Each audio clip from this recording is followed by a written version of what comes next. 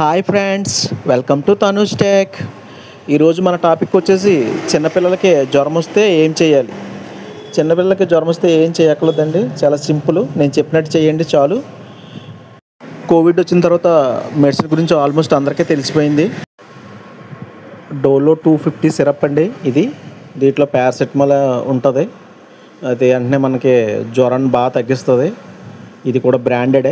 డోలో 250 అంటే అందరికీ తెలిసిందే. డోలో 650 లాగా డోలో 250 ఇది సిరప్. ఇది బాగా కొంచెం 5 years దాటిన వాళ్ళకి అయితే 500 సిరప్ అండి ఇది పారాసెటమాల్.